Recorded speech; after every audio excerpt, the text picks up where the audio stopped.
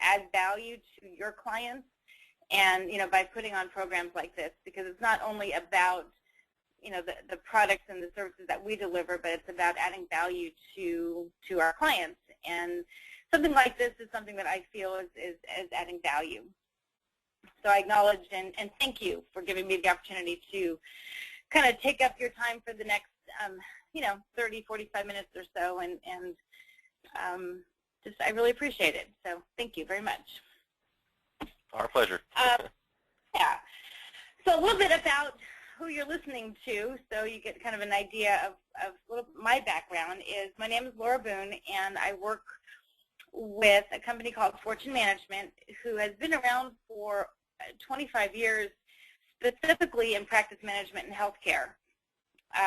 We are, the only hands-on executive, fully accredited coaching program nationwide. And where I am so passionate about this is that it is about, being hands-on and listening to what's going on in your practices. We believe that great leadership combined with great people will grow a practice, that you cannot grow a practice simply by working on your systems alone. Working on the culture and communication and the growth of your people is really a must, which brings us to what the topic of today is: what do your clients want in this day and age of, in healthcare, in all areas of healthcare?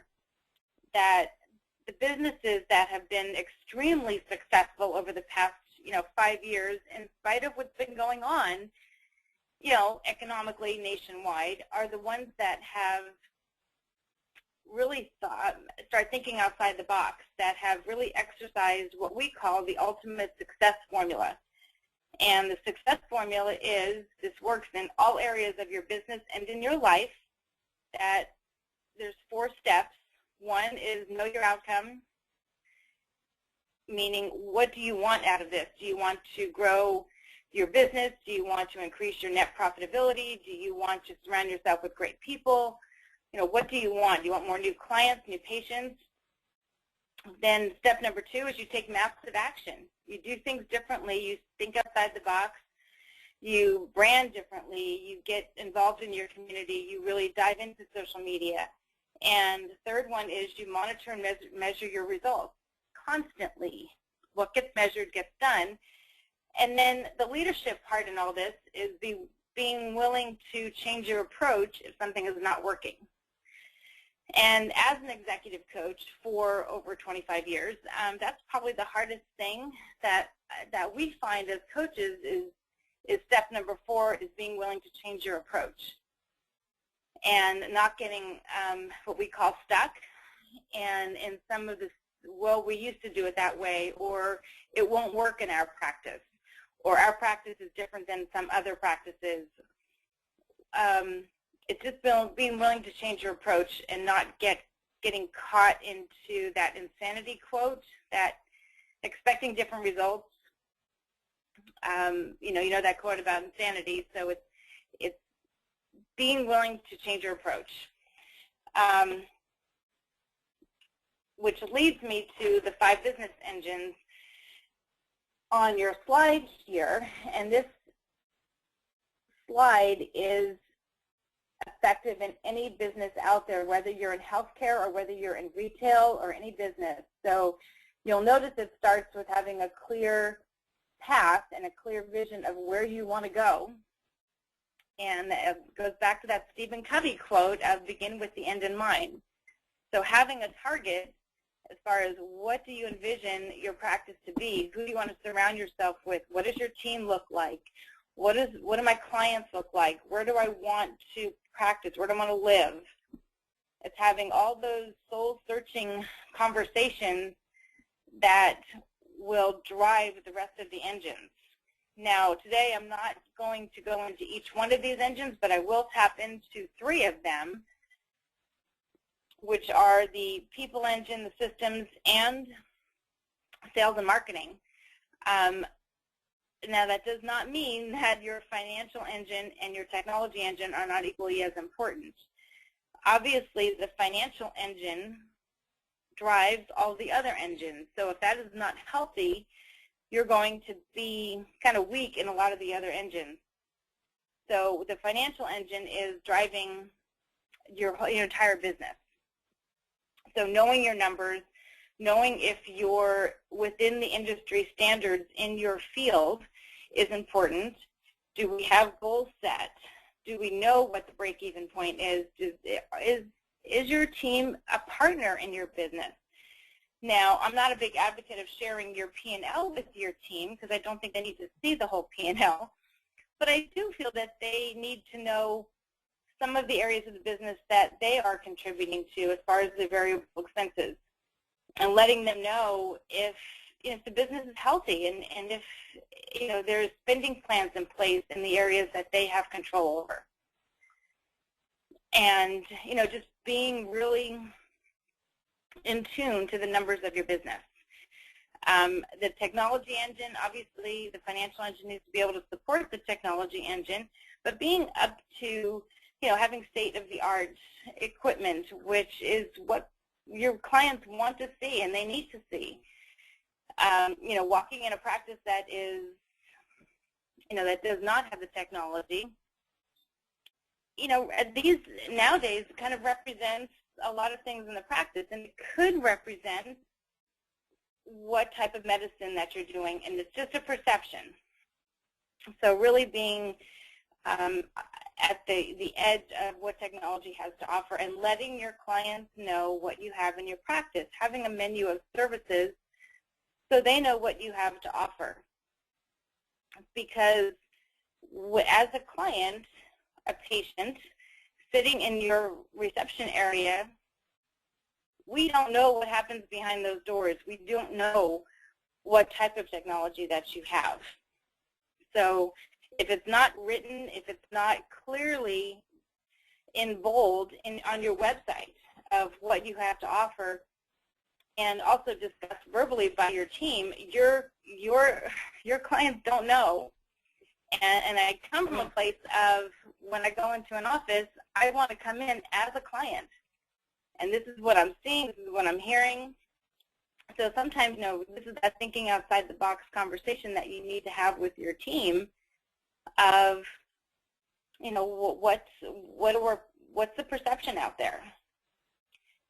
So we're going to really focus a lot on, what do you stand for, what are your core values in your practice, what's your motivator, why do you come to work, why does your team come to work?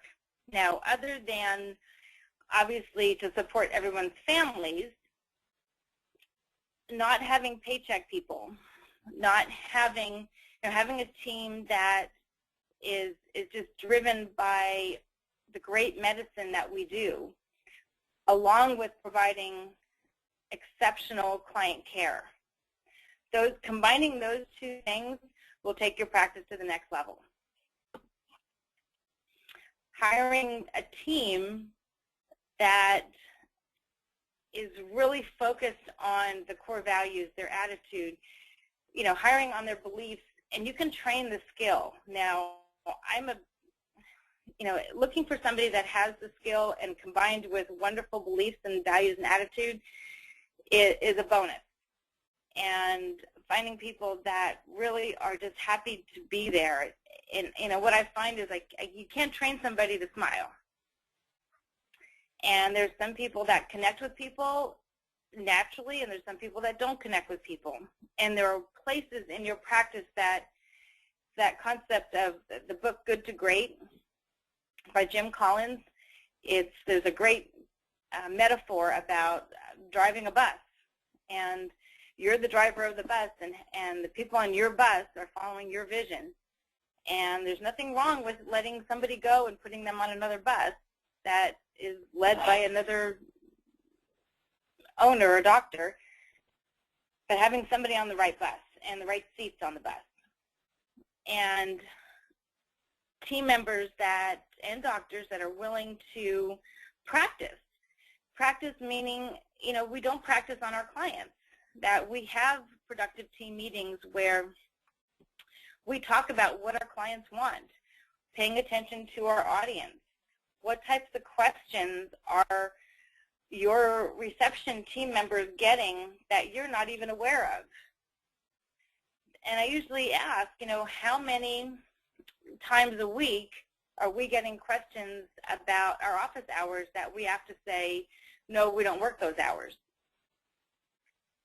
Or how many times do we have to say no to a client? So it's really getting feedback from your team and having productive meetings about pay attention to your audience. And having very comfortable conversations about how do we handle, our client objections.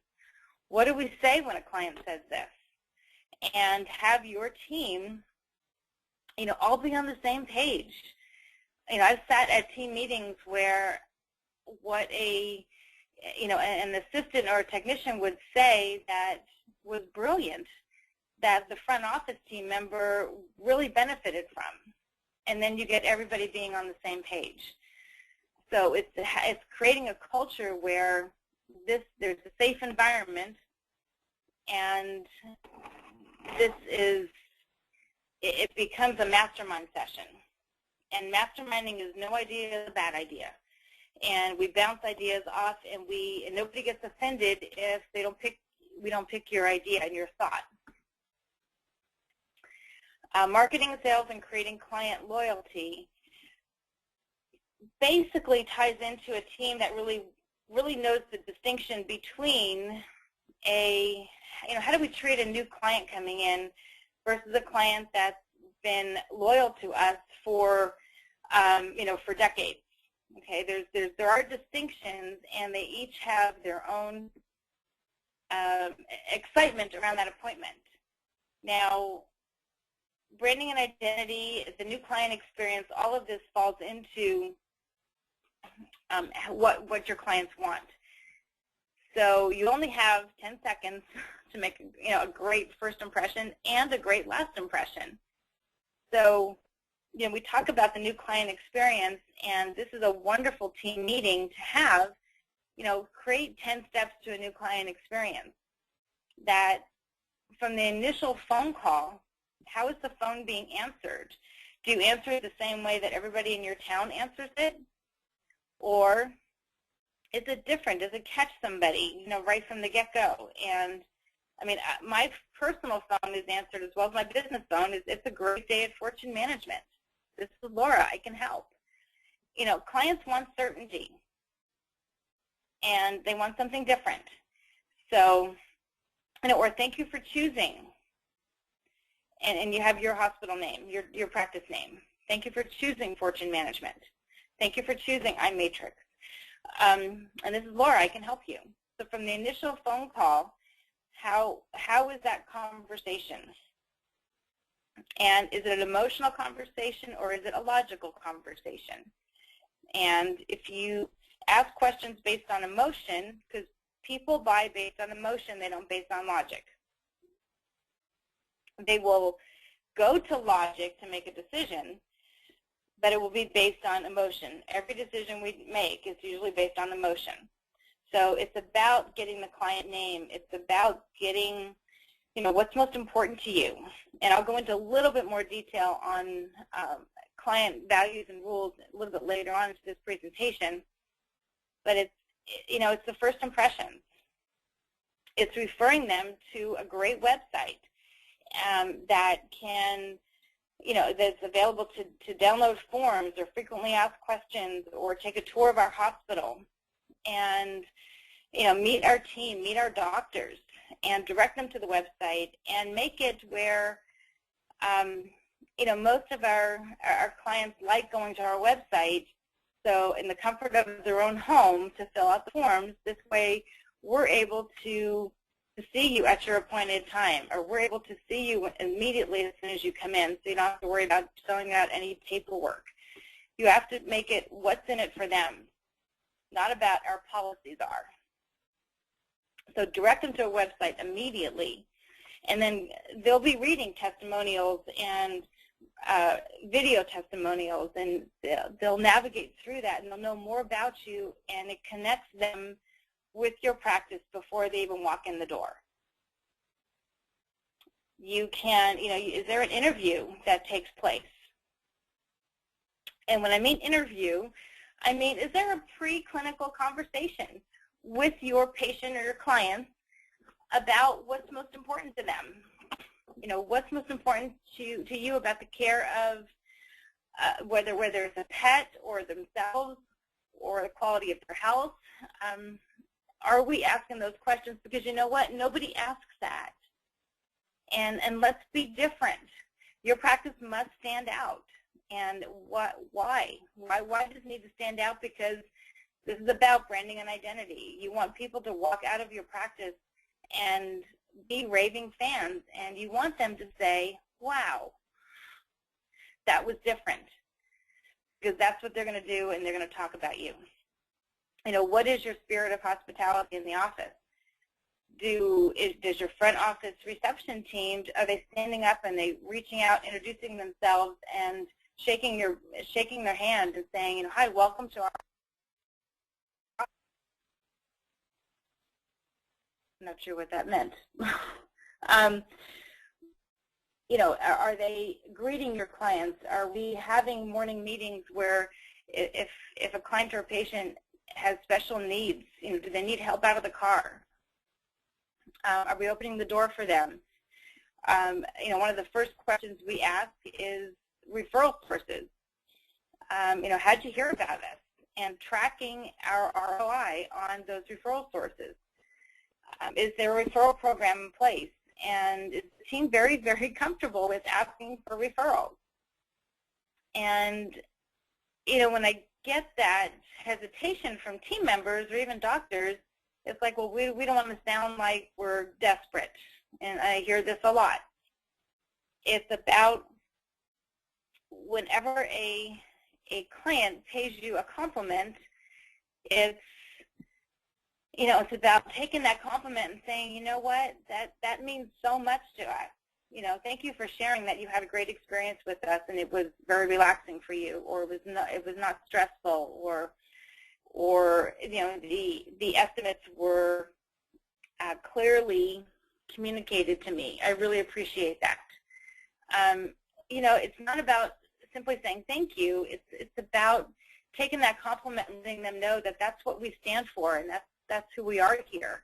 And thank you for noticing that. You know, if you know of anybody else that would like the same kind of attention and care, we would love to see them, because, you know, people like you help really build our business, and we want to surround ourselves with more people like you. But it's having a team that's very comfortable with saying that, because they really need to genuinely believe it. You know, clients want to see a seamless check-in procedure or protocol and a seamless check-out protocol. And those of you on the line know what I mean. You know, I worked front desk myself for many years, so I've worked back office, I worked front office. So coming from experience, I know what it's like to have a client being dropped off at the front desk and me not having any information as far as what just happened, and having the client stare at me and expecting me to know. And the minute I have to disconnect myself from a client to say, oh, let me go get your paperwork and leave them, I lose credibility at the front desk. So, you know, when I talk about seamless check-in and check-out, you owe it to your clients that the whole team communicates.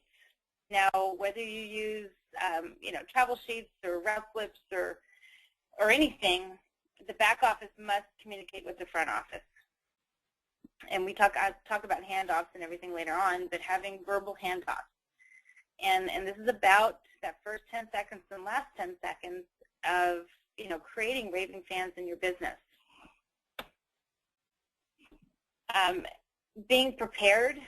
Clients don't want, well, let's not say clients. None of us want to have to repeat ourselves several times. So if you have a wonderful intake of a conversation with a client calling in, whether it's an established client or a new client, they give you a lot of information. So the last thing we want them to do is have to repeat themselves again and again and again. So it's the phone call to the assistant, to maybe the doctor, and then maybe once more where, and I've sat in rooms where I've followed that new client, and I've had team members ask the same question all 4 times.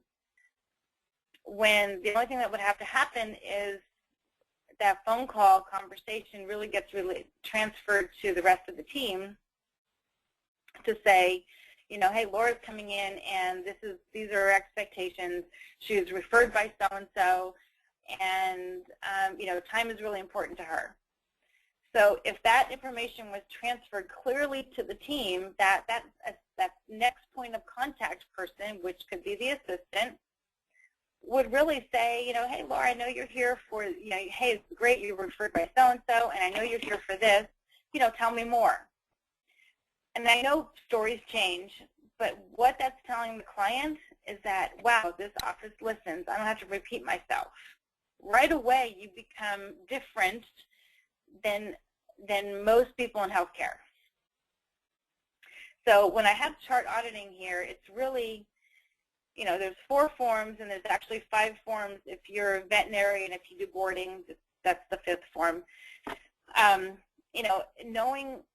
Knowing your audience, being prepared the day before of who's coming in the next day, making sure that post-appointment everything is followed through. Random chart auditing is making sure that none of our patients or clients are falling through the cracks. So chart auditing it's constant.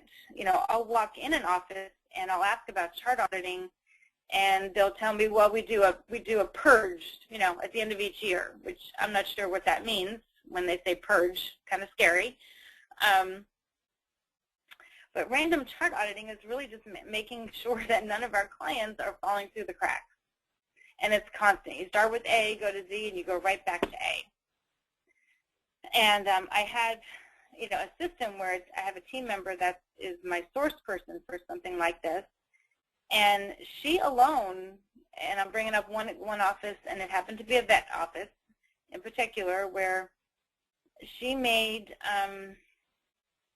probably 200 phone calls a month. Some days she would do 10, some days she would do 20, some days she would do 5.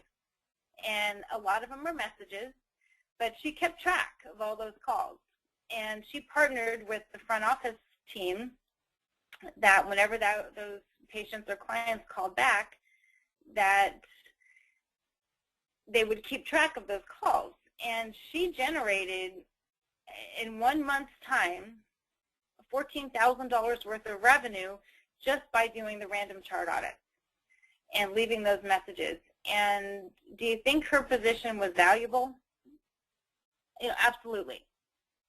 So that's how important chart auditing is. And strategic is really if you're running any type of a special or educational piece of material that you want to target certain people, that's called strategic auditing. So you find out, what clients or patients that fall into that category, and you do a mass, whether it's an email or a newsletter or something directed to those people.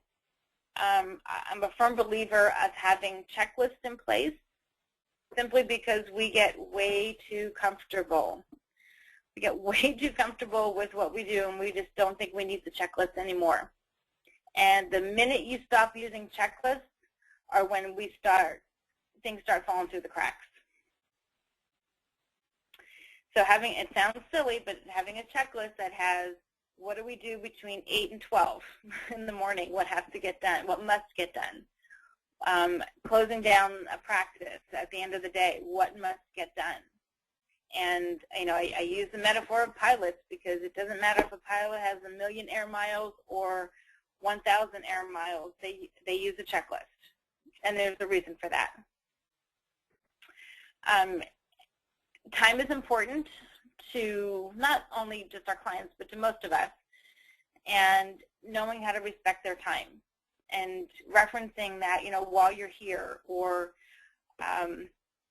knowing that if time is a value to them, that we need to understand that and know that.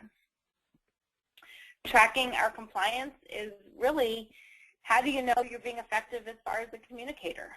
How do we know this? How do we know if we're just going in there and talking rather than talking and listening, and making the client feel like we're customizing a plan and creating a partnership with them. I mean, using all those words is our relationship words. Do you have monitors in place to track patterns and successes and challenges? How do you know? How do you know when your team can ring the bell? Are there targets in place? If something is not working, how do you create a new strategy to make some changes? And there's something called the 3 E's in business, and this is a big marketing,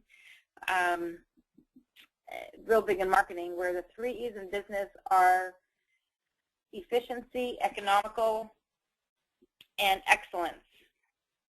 And you can only be 2 of those. For example, I'll take, a Walmart out there is they're efficient and they're economical. And then I can take like a Nordstrom's or a Neiman Marcus, and they certainly may not be economical, but they're definitely excellent in their customer service, and they're also efficient. So you need to pick a camp on where, and there's no right or wrong, and it's figuring out where your practice wants to be. And the efficiency part of it is key in both. So I go in here and I talk about verbal handoffs between front and back. That's being efficient. That's high communication, and that's having your team members know there's no front and back. Whenever I hear we have conflict between front and back, or there seems to be a disconnect, well, there doesn't have to be a disconnect. When a team understands that the clients come first, and the team comes second and they come third. So it's really what's in the best interest for the client right now, and how are we, that client and that patient is like gold. You're walking them around on a platter, and there needs to be a handoff. Are you complimenting each other in front of your clients? They want to see that you're having fun. They want to see that there's a respect, for each other, for doctors and assistants, and back and forth. I'm a big fan of using, yes, I'm a big fan of being paperless, but I'm also a bigger fan of paper light at this point in time, or finding a way to message each other and use travel sheets so we can communicate better with each other. Having a team that has these beliefs about, your clients want and deserve high quality care, first and foremost. It's not about going into, well, money's always an objection. It's not always an objection, but if you go in believing that they want high quality care, that's where we have to live from. That they deserve the very best that I have to offer.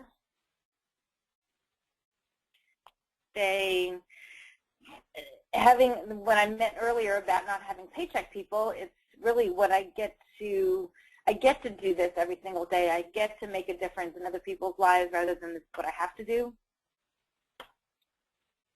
That having no limiting beliefs, just because it didn't work in the past does not certainly mean it's not going to work in the future. Everything's different now. And there's no such thing as failures as results. We teach something that's called meta programs, and it's basically how we think.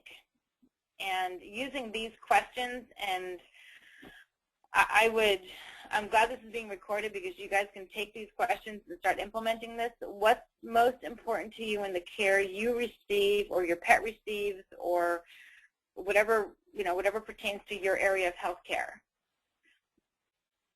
Take a minute and ask your clients what they want, instead of coming from a place that this is your agenda and these are our protocols. Take the word policy out of our vocabulary. Well, our policy is this. No, it doesn't mean that I'm not going to respect your policies and protocols, So let's make sure and find out what's most important to our clients first. What's most important to the care they receive?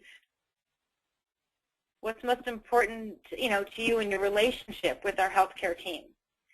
Once you find out what their values are, I've asked these 3 questions in seminars nationwide, and I picked 5 people out of the audience randomly, and I always got 5 different answers. And you know what? Money was not always the first one. It was about, talk to me, respectfully. Make sure that I understand all the charges before, I get charged. I want to be educated, or I don't have a lot of time and I need to get this done by a certain date. Or I'm on a fixed income and I have a budget. So I just need to know what, you will get different answers, I promise you, if we start asking these questions. Identifying if your clients are process or outcome or big picture or details. We are all different on this line right now. There's some people on this line that will make a decision based on the process. And then there's some people on this line that will just tell me how long it will take and how much it will be. I don't need to know the details.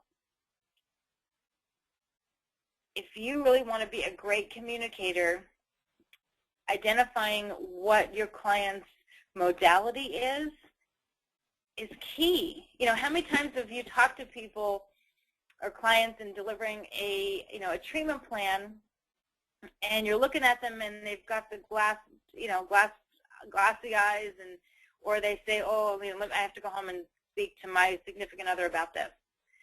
Sometimes it's because we didn't really connect with them, or we're not giving them what they need. And oftentimes when I've presented treatment plans myself and I didn't know if they were process or outcome or big picture or details, I would ask. I know that sounds silly, but I wanted to be effective. So I would say, I can present this plan to you in several different ways. How would you like me to present this to you?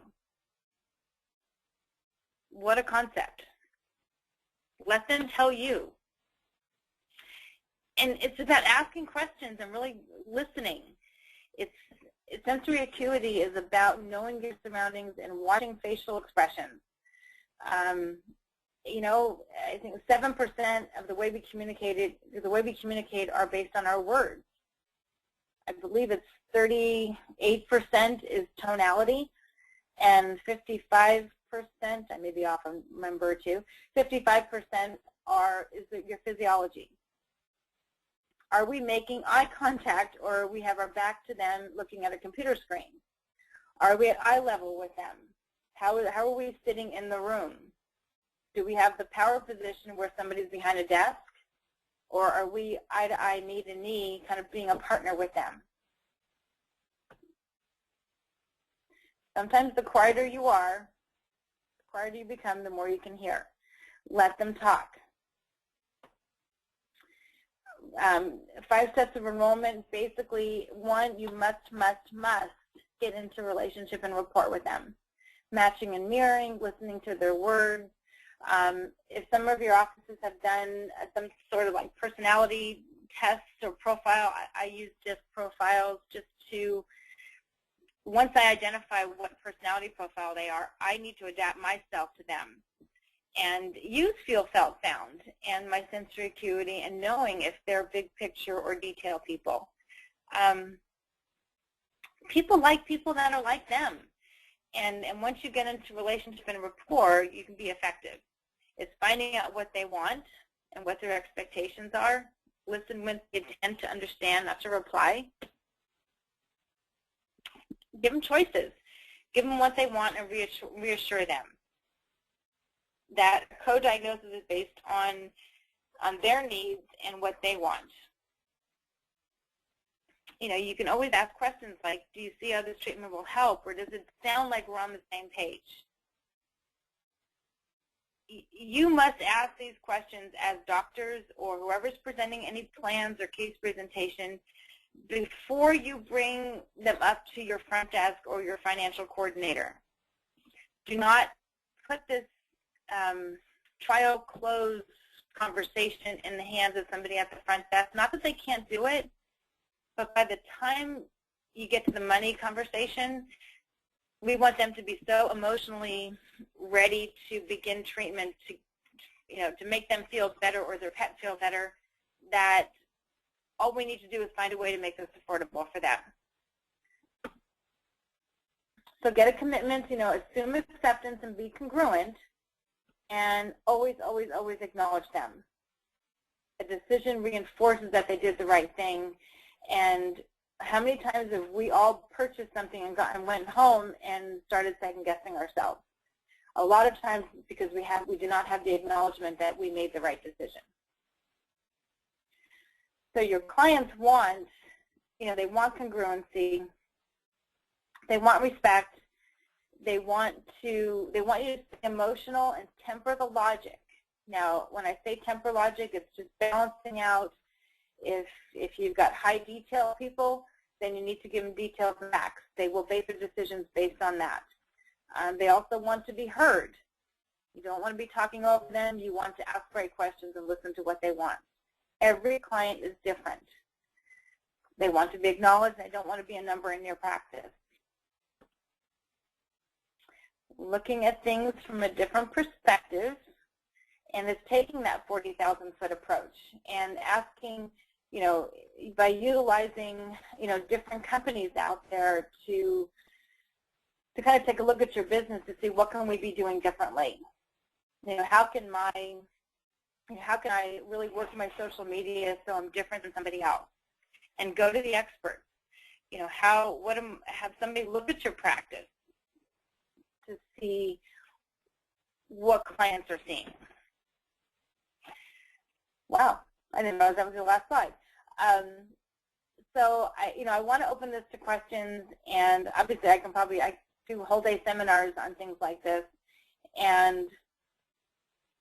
but hopefully in this presentation it is about really getting out of our box and thinking, putting yourself in your client's position and taking a different look, looking at it from a different perspective, using the resources that are on this line here, and be different. There must be a distinction between you and your competition. And I'm not a big fan of the word competition because I truly believe that competition always makes us better. And there's enough work out there for everybody because I want to come from abundance and not scarcity. But it is about always kind of reinventing your practice to the next level. Once we get complacent is when we get stuck. So I hope this was beneficial, to those on this line, and at least, food for thought on maybe some areas of your business that you can take this and use those 5 business engines to say, are we a level 10 in every single one of those engines? And I'm open for questions, for comments, or anything at this point. Yeah, so if anyone, thanks very much. That was very, very good presentation there. If anyone has any kind of questions, feel free to go ahead and shoot them on through. We'll go ahead and kind of have a question and answer module now. Is there anything that that kind of comes up, Laura, from people asking common questions, I guess, around you? A lot of times I'll get, how do I have like productive team meetings, or how do I'm going to use the word get my team to get on board with this. And that's a leadership question. So if the leader has a clear vision of what they want the practice to be and not, it's all about behaviors. If you really say, this is the way I want my new client experience to be, this is how I envision it, and stay committed to it. Because oftentimes, teams will follow the leader, and if they don't follow through with it and say, okay, well, let's practice this at the team meeting, let's, talk about the new client experience, let's have a flow chart, and how this one's being answered in practice, and really getting comfortable with role playing. And I know that scares a lot of people But have fun with it. Put different scenarios on index cards, and pick them out of a hat, and then two people get to play client and play team member, and just do it at a team meeting and have fun with it. I can't emphasize enough that I think we practice way too much on our clients and not with each other, and really it's amazing what comes out of these team meetings. Like, the doctor doesn't realize that that's what's being said. So having productive team meetings, having morning huddles, prepare yourself for your day, and be proactive. So a lot of it surrounds yourself about being proactive in team meetings and systems. That surrounding yourself with a team that supports the doctor's vision is crucial. So that seems to be a lot of what I hear. Awesome. And what would you do? I kind of have a question. What do you do if you have a team that's not necessarily gives a little friction back, but what if it's difficult to what are ways to kind of get around that if you have a team that's not so easily swayed into doing that? Well, great question, because people are as good as the resources they have. So sometimes they just need another resource, and sometimes they need another resource being said by somebody else. And so it's not about if somebody is bucking the system that they get on that other bus and you have to let them go. That's not necessarily the right thing to do. It's about giving them just training them a different way, and giving them. All I ask is that if they're open to the possibilities of doing something a different way, and the minute I have support with that, and I have a team that says, well, yeah, I'd love to find a way to do this a different way, then I have a team that's in alignment with the doctor. The team members that don't, I'm going to go back to that concept of they're probably going to be on another bus. We can offer them a wonderful opportunity to work somewhere else. And maybe not with with the doctor that's there, because you can only, the hardest thing to do is to try to force somebody to make changes if they don't want to change. Definitely. No, I agree. You want to have team players. So yeah. So looks like we have another question. Someone did enter in the meeting a little late. They were wondering if you could maybe explain real quick the 3 E's again. Oh, the 3 E's are excellence, efficiency, and economical. And you can usually only be 2 of those.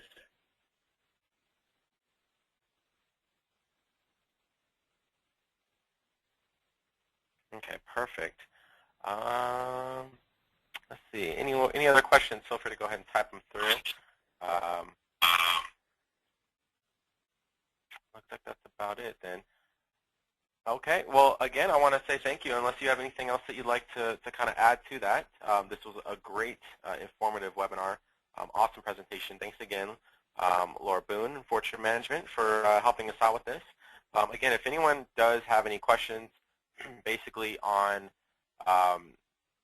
anything about the webinar, we're going to have this recorded. We're going to go ahead and send this out to anyone that has registered and attended, or anyone that's maybe registered and didn't get a chance to attend, or they know someone that didn't get a chance to attend. Maybe you want to share it with some colleagues. It'll also be up on our YouTube channel. There's no cost to it. It's free, so definitely enjoy it and use it, and pretty much kind of use it as a blueprint and a guide on what you need to do to really kind of help your practice. I think it's a lot of great useful information in here. And again, I want to say thank you to Laura and Fortune Management for helping us present this today. No, thank you very much for asking. It was a pleasure. Awesome. Okay, so again, if anyone has any questions, feel free to go ahead and give us a call. You can give Laura a call. There's her contact info as well as the website. You can go ahead and give us a call at 1-800-iMatrix, or go to iMatrix.com and go ahead and let us know if you have any questions or anything else that you'd like to add about this webinar. And hopefully we'll have some other webinars planned in the future. So again, thanks again. Have a wonderful day. Thank you. Thanks, everybody. Have a great day.